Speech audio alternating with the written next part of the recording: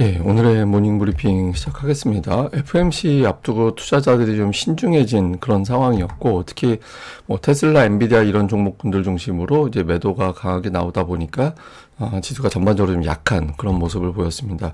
우리 증시는 외국인들이 대규모로 이틀 연속 매수했는데, 오늘 미증시가 이렇게 밀린 상황에서도 그 흐름이 이어질 수 있는지 좀 살펴봐야 될 것 같고요. 반면에 이제 국내 자금 사정은 그렇게 좋은 편은 아니거든요. 그래서 여전히 주도권은 기관 외국인들에게 있다. 이 점을 또 우리가 체크를 해봐야 될 것 같습니다. 우선 미증시는 뭐 하락했는데 다우보다 나스닥이 더 많이 빠졌잖아요.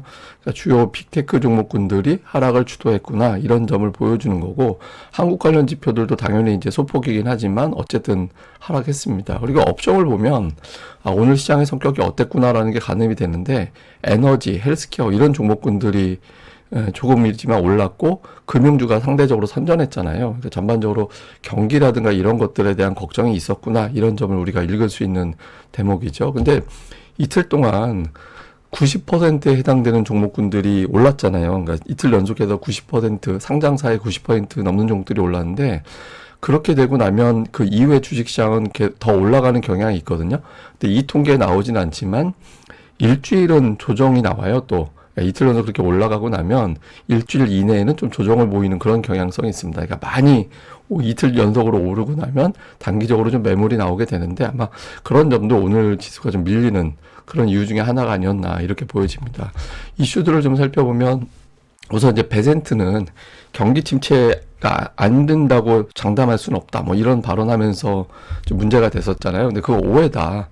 지금의 미국의 경제는 언론에서 보도하는 것보다 좋다. 이렇게 이야기를 했고, 다음에 이제 그 관세에 대해서는 4월 2일까지 뭐 불공정한 것을 해소한다라고 하면 관세부가 안 될 수 있다. 낮게 부과될 수 있어. 이렇게 얘기하면서 불공정한 국가 한 15% 정도가 관세의 대부분을 차지할 걸로 예상한다. 이런 언급을 하긴 했거든요. 근데 뭐 전체적으로 뭐 기존의 어떤 발언보다 새롭게 나온 건 아니고 수습할 수 있는 상황은 아니었기 때문에 이 발언 자체가 그렇게 크게 영향을 받았다. 이렇게 보기는 어려울 것 같고요.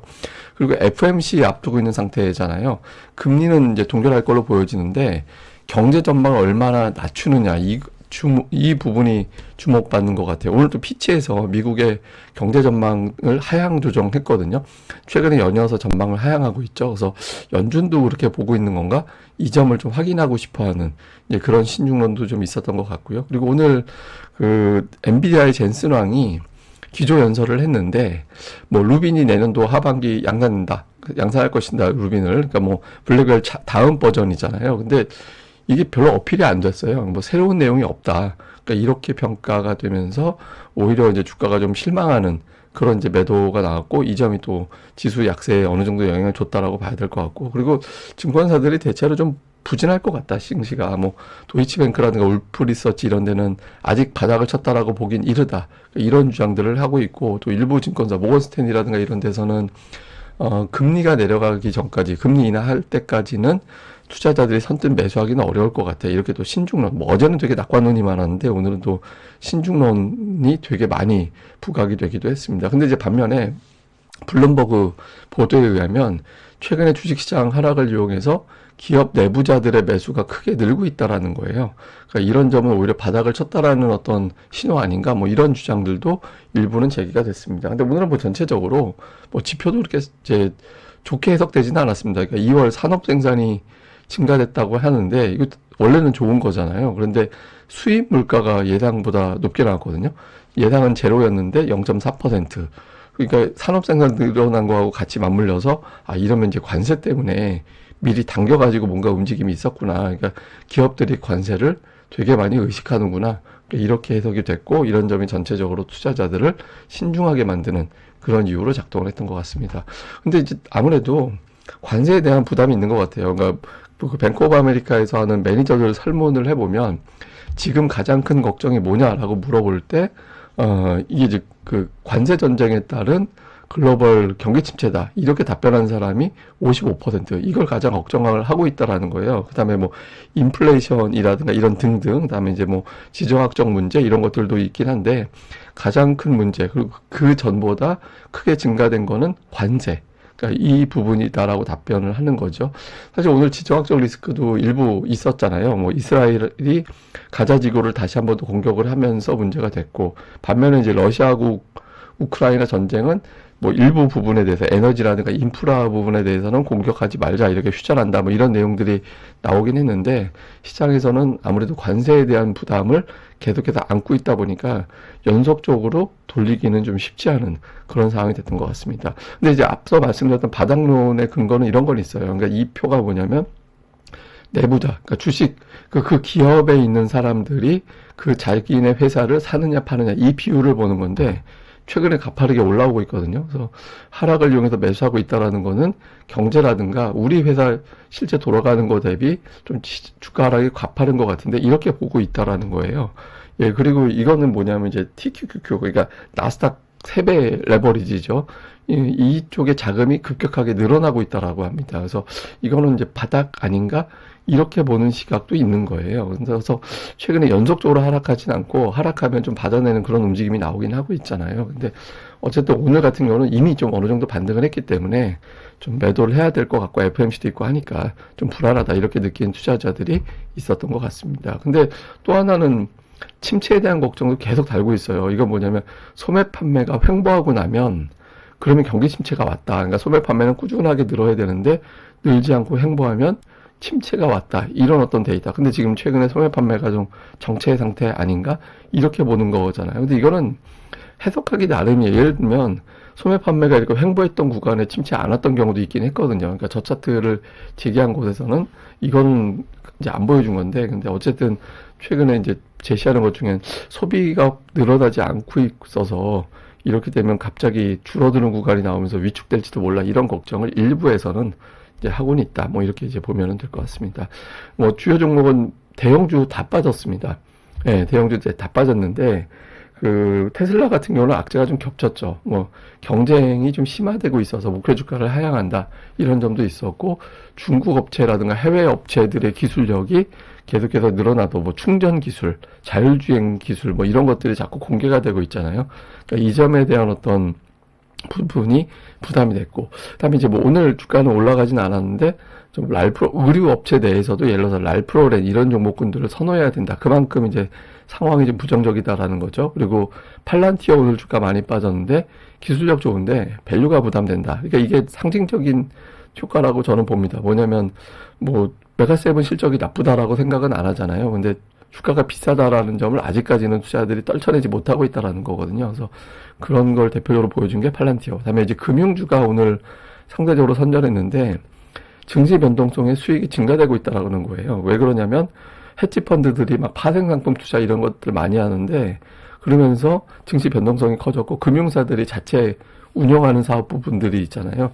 그러니까 그 부분이 실적이 많이 좋아진 걸로 추정이 된다라고 합니다. 그래서 이런 점이 좀 주목을 받았던 것 같고, 뭐 엔비디아는 말씀드린 대로 젠슨왕 연설에도 불구하고 새로운 것이 없었다. 그러니까 이런 어떤 실망감에 주가가 빠졌던 것 같습니다. 자, 우리 증시는 이틀 동안 외국인들이 1조 원도 넘게 매수를 했거든요. 그래서 이 매수를 계속해서 이어갈 수 있을 거냐. 만약에 매수가 이어진다라면 왜 매수를 하는 걸까? 우선 이제 기존에 어떤 선물 매도를 했던 게 풀려지고 있기 때문에 저걸 감안해 보면 외국인들 매수가 이어지게 되면 선물 매도 세력들도 이제는 계속 살 수밖에 없어. 이렇게 되면 선물 매수는 프로그램 매수를 유발하게 되잖아요. 그래서 시장이 더 올라갈 수 있는 환경이 만들어지게 되거든요. 그래서 오늘 같은 날도 외국인들이 이제 매수를 해주게 되면 좀 버팀이 될 수 있는데, 그 외국인들이 왜 매수를 하지? 저는 첫 번째로 이제 환율을 피크로 보는 건가? 이런 생각이 듭니다. 왜냐하면 지금 1,400원 넘어가 있잖아요. 근데 우리나라가 원달러 환율이 1,400원 위에서 이렇게 오랫동안 머문 경우가 없어요. 보시면 잠깐 뚫고 나가도 바로 내려왔다 다시 올라가더라도 1,400원 위에서는 여간에서는 여기서 머물진 않거든요. 근데 작년 12월 이제 연말 이후에 이제 치고 올라간 이후에는 안 내려오고 있죠. 근데 이게 이제 외국인들 입장에서는 여기서 왜 매수를 하냐면 환차익이 생기는 그런 상황이 만들어질 수 있잖아요. 제가 환차익을 다시 한번 설명드리면 주가가 이제 10,000원짜리 주식이 있어요. 근데 이게 만약에 환율이 1,000원일 때는 이 주식은 $10잖아요. 예, 근데 이게 만약에 환율이 올라서 2,000원이 되면 주식은 고정이다라고 보고, 그럼 이 주식은 5달러가 돼요. 그러니까 환율이 올라가면 외국인들 입장에서는 손실이 나죠. 근데 반면에 환율이 500원으로 빠지면 이 주식은 20달러가 됩니다. 그러니까 환율이 떨어지면 외국인들 환차익이 생겨서 그 보유하고 있는 주식의 가치가 올라가는 효과가 나오게 되거든요. 그러니까 외국인들은 지금 주식을 사두면 환율이 앞으로 빠질 거로 예상을 하기 때문에 여기서 이제 좀 큰 수익을 기본적으로 거둘 수 있는 기회가 되지 않을까 이렇게 봤을 가능성이 있죠. 근데 이게 성립이 되려면 원달러 환율이 앞으로 뭔가 이벤트에 의해서 뚝 떨어져야 돼요. 그러니까 이게 아마 추정을 해보면 그 헌법재판소 판결이 나오면 어떤 형태가 됐든 불확실성이 제거가 된다라고 보기 때문에 그 영향으로 보는 게 아닌가 이렇게 추정이 되는 거죠. 그래서 이제 외국인들과 환율이 연결고리가 있다라면 환율은 빠져야 되고 외국인들 이 구간에서 계속 매수가 들어와야 됩니다. 그래서 그렇게 나오는지 하나 좀 체크를 해봐야 될 것 같고, 반면에 이제 코스닥 쪽에 영향을 주는 고객 예탁금 추이를 보면 예탁금이 안 늘어납니다. 그러니까 57조 원 정도까지 피크 친 적이 있는데 저 때는 뭐 이게 순수 예탁금은 아니고 제가 보기에는 뭐 채권 만기 이런 것들이 일시적으로 예탁금으로 잡혔거나 상장주 이런 것들에 이제 신규 상장주 투자하기 위한 자금이 일시적으로 들어왔을 거로 저는 보이는데 어쨌든 최근에 예탁금이 안 늘고 있잖아요. 예, 오히려 뭐 바닥권으로 내려가 있는 상태죠. 근데 보시면 개인 투자자들이 이틀 동안 한 1조 8천억을 팔았거든요. 코스피에서만. 코스닥에서 산 걸 빼놓으면 어쨌든 증시 전체에서 1조 6천억 정도를 판 거예요. 근데 이게 이제 예탁금을 늘리는 그런 효과가 있습니다. 그래서 뭐 이렇게 개인들이 대규모 매도하고 나면 시장이 하락을 해도 저게 오히려 또 안전판 역할을 좀 하거든요. 이 개인들이 이제 현금이 또 일부 생겼기 때문에 저걸 바탕으로 다시 또 재매수하는 그런 상황이 돼서 지수 하락을 좀 방어해주는 그런 효과가 있긴 하거든요. 그래서 근데 다만 예탁금 자체가 추세로 실질 예탁금이라고 우리가 보통 표현하는데 실질 예탁금이 늘어난 건 아니기 때문에 지금의 종목 업종 주도권은 외국인 기관에게 있다. 그래서 개인들이 선호하는 종목군들보다는 이제 외국인 기관들이 좀 매매하는 종목군들 쪽으로 관심을 좀 압축해야 되는 그런 상황이 아직까지는 이어지고 있다. 이 점도 우리가 체크는 해봐야 될 것 같습니다. 예, 시장을 좀 요약해서 보면 삼성전자가 59,000원에서 막혔거든요. 지금 세 번째 여기서 이제 막힌 건데 이게 이제 막혔다 하더라도 아래에선 121선에서는 또 방어를 해야 됩니다. 그러니까 차라리 121선, 59,000원 이 사이에서 박스권은 괜찮은데 이게 또 121선 깨로 내려가면 또 골치 아파지는 거죠. 그래서 삼성전자가 어떤 형태가 됐든 이 구간에서 버티면서 다시 59,000원을 돌파하는 그런 시도가 나오는지 여부 되게 중요하고 외국인들이 코스닥은 산발적인 매수합니다. 그러니까 가끔가다 한 번씩 대규모 매수, 2천억 원 이상의 대규모 매수하고 또 며칠 도닥거리고 또 매수하고 이런 형태를 보이고 있거든요. 그래서 이럴 때 중요한 게 기관이에요. 예, 기관 투자자들이 코스닥을 이제 따박따박 이제 매수를 해주는 이제 최근에 이제 보면 제약바이오, 반도체 이런 종목군들의 매수가 이제 상대적으로 좀 많이 있었거든요.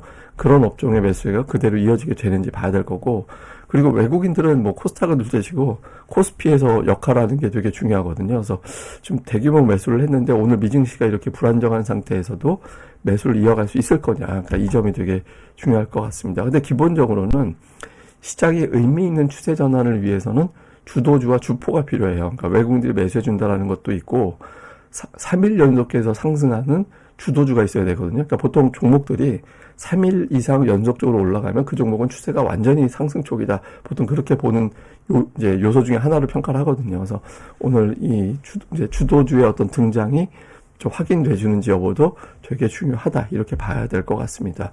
근데 제가 오늘 주목한 건 뭐냐면 제가 어제도 잠깐 이제 말씀을 드렸던 거잖아요.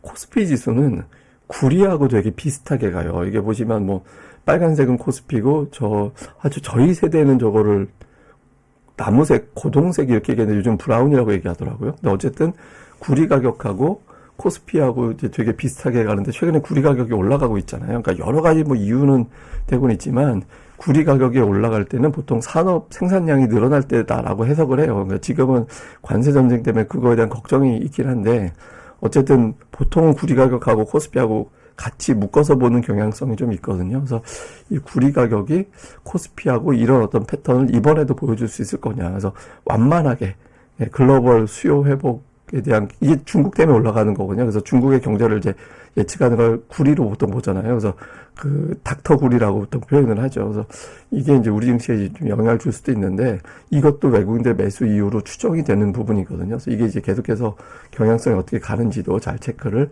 해봐야 될 것 같습니다. 근데 지금은 워낙 불안정한 요소가 많아서 시장이 편안하기는 어려울 것 같은 구간으로 봐야 되거든요. 그래서 제가 계속 말씀드리지만 지수 보지 말고 지수보다 지금 종목별 어떤 변동성 여기에 이제 집중을 해야 돼서 종목의 수급을 조금 더 면밀하게 관찰하는 시기로 봐야 될 것 같습니다.